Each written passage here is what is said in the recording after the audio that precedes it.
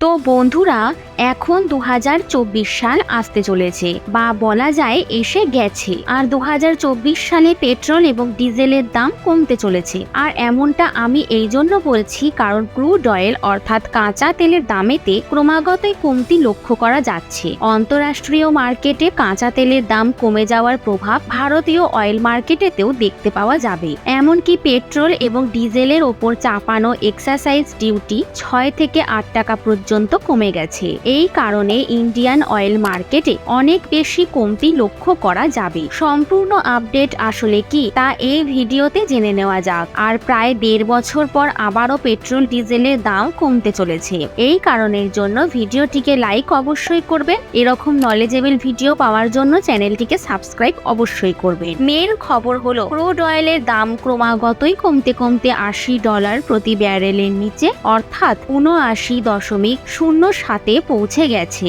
আর গুরুত্বপূর্ণ বিষয় হলো এই ঘাটতির মধ্যে নতুন বছরে পেট্রোল এবং ডিজেলের দামে আরও স্বস্তি পাওয়ার সম্ভাবনা রয়েছে। যদি দেখা হয় ভারতে পেট্রোল এবং ডিজেলের দাম দীর্ঘ সময় ধরে স্থির ছিল, আর অন্যদিকে অন্তরাষ্ট্রীয় মার্কেটে কাঁচা তেলের দামে অনেক ওঠানামা দেখা গেছে। ভারতে তেলের দামে কোনো পরিবর্তন হয়নি। আর যখন নতুন বছর ২০২৪ আসতে চলেছে বা বলা যায় এসে গেছে, আর এই বছর সাধারণ নির্বাচনও রয়েছে, তো এই অবস্থায় এই প্রশ্ন উঠছে যে এই দীর্ঘ সময় ধরে স্থির থাকা পেট্রোল ডিজেলের দামেতে আরো কি স্বস্তি পাওয়া যাবে, নাকি এর দাম আরো বৃদ্ধি পেয়ে যাবে? তো বন্ধুরা, এর জন্য আপনাদের বলে রাখি, একটি রিপোর্ট অনুযায়ী কাঁচা তেলের দামে আপডেট করা খবর অনুযায়ী স্বস্তিযুক্ত খবর সামনে উঠে এসেছে। তো বন্ধুরা, আসুন জেনে নিই কিভাবে ইন্টারন্যাশনাল মার্কেটে ক্রুড অয়েলের দামেতে অর্থাৎ পেট্রোল ডিজেলের দামে কিভাবে প্রভাব ফেলে। সবার আগে কথা বলা যাক দেশেতে পেট্রোল এবং ডিজেলের বর্তমান দামের বিষয়ে। তো বন্ধুরা, বর্তমান সময়ে এর দাম প্রায় ৫৯০ দিন পর্যন্ত একই রকম স্টেবল হয়েছিল। শেষবার এর দাম পরিবর্তন হয়েছিল ২০২২ সালের মে মাসে। আর এর মধ্যে কাঁচা তেলের দাম ৯০ টাকা প্রতি ব্যারেলের ওপরও পৌঁছে গিয়েছিল, কিন্তু পেট্রোল ডিজেলের রেট স্টেবল ছিল। যখন আমরা এই ভিডিওর রিসার্চ করেছিলাম তখন বিভিন্ন রিপোর্টে এটা জানা গেছে যে দেশের ৫টি রাজ্যতে বিধানসভা নির্বাচনের কারণে এর দামে কোনো প্রভাব লক্ষ্য করা যায়নি। আর যখন ক্রুড অয়েলের দাম ক্রমশ কমতে কমতে $৮০ নিচে অর্থাৎ $৭৯ পর্যন্ত পৌঁছে গেছে, আর এই জন্য কাঁচা তেলের দাম কম হওয়ার কারণে নতুন বছরে ফিউলের দামেতে স্বস্তি পাওয়ার আশঙ্কা রয়েছে। অন্তরাষ্ট্রীয় স্তরে গত কিছুদিনে কাঁচা তেলের দামে ক্রমাগত কিছুটা কমতি লক্ষ্য করা যাচ্ছে। যেমনটা আপনাদের জানাই থাকবে, কাঁচা তেলের দামকে বেশিরভাগ ওপেক বা ওপেক প্লাস কান্ট্রি কন্ট্রোল করে থাকে, কিন্তু এখন এতে ভেনেজুয়েলাও যুক্ত হয়ে গেছে। আর ভারত ও ভেনেজুয়েলার সাথে ফ্রি ট্রেড এগ্রিমেন্ট সাইন করে নিয়েছে, কারণ আমেরিকা ভেনেজুয়েলার ওপর লাগানো নিষেধাজ্ঞা সরিয়ে নিয়েছে। যদিও গত ২০২৩ সালের অক্টোবর মাসে ক্রুড অয়েলের দামেতে বৃদ্ধি লক্ষ্য করা গিয়েছিল, আর এটা $৯০ ঊর্ধ্বে পৌঁছে গিয়েছিল। আর যদি কথা বলা হয় গত বছরের, তাহলে কাঁচা তেলের দাম ৮ বছরের রেকর্ড ভেঙে ১০০ লেভেল পার করে দিয়েছিল। আর অন্তরাষ্ট্রীয় মার্কেটে ক্রুড অয়েলের পরিবর্তন সোজাসুজি দেশেতে পেট্রোল ডিজেলের দামের ওপর প্রভাব ফেলে। বর্তমান সময়ে ভারতের শহরে যদি পেট্রোল ডিজেলের দাম দেখা হয়, তাহলে সবচেয়ে সস্তা দিল্লিতে রয়েছে। আর কলকাতা, চেন্নাই, মুম্বাইয়ের মতো আলাদা আলাদা শহরে দিল্লির তুলনায় এখানে তেল একটু বেশি রয়েছে, আর পেট্রোলের দাম প্রায় ১০০ টাকা বা তারও বেশি রয়েছে। আর অন্যদিকে ডিজেলের দাম প্রায় ৯০ টাকা বা তারও বেশি রয়েছে। যদিও আলাদা আলাদা শহরে কিছুটা পার্থক্য লক্ষ্য করা যায়, কারণ এতে ট্রান্সপোর্টেশন কস্ট এবং ট্যাক্সের জন্য।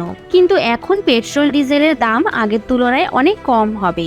আপনাদের বলে রাখি, ভারত কাঁচা তেলের বড় ইম্পোর্টার একটি দেশ, আর ভারত তার প্রয়োজনীয়তার 85% অয়েল বিভিন্ন দেশ থেকে ক্রয় করে থাকে। এখন যদি কথা বলা হয় দামের পার্থক্যের বিষয়, তাহলে আমদানি করা কাঁচা তেল ভারতকে আমেরিকান ডলারেতে পেমেন্ট করতে হয়। যদিও এইবার ভারত UAE এর সাথে সোজাসুজি ভারতীয় রুপিতেই ডিল ফাইনালাইজ করেছে, কিন্তু বেশিরভাগ তেল এক্সপোর্টার কান্ট্রি রুপি থেকে দূরত্ব বজায় রেখেই চলে, যার জন্য ডলার মজবুত হয়ে যায়। আর অন্যদিকে ফিউলের দাম আরো বৃদ্ধি পেয়ে যায়। এক্সপার্টদের কথা অনুযায়ী অন্তরাষ্ট্রীয় মার্কেটে যদি কাঁচা তেলের দাম এতে $১ও দাম বৃদ্ধি পায়, তাহলে দেশেতেও পেট্রোল ডিজেলের দাম ৫০ থেকে ৬০ পয়সা পর্যন্ত বৃদ্ধি পেয়ে যায়। আর অন্যদিকে যদি ক্রুড অয়েলের দাম $1 কম হয় তাহলে এতটাই কমতি লক্ষ্য করা যায়। আসলে অয়েল মার্কেটিং কোম্পানি ইন্টারন্যাশনাল মার্কেটে কাঁচা তেলের দাম, এক্সচেঞ্জ রেট, ট্যাক্স আর পেট্রোল ডিজেলের ট্রান্সপোর্টেশনের ওপর খরচ এবং আরো বিভিন্ন জিনিসকে নজরে রেখে এর দামেতে পরিবর্তন করে থাকে। প্রথমে এই কাজ সরকার করত, কিন্তু 2014 সালের জুন মাসের পর থেকে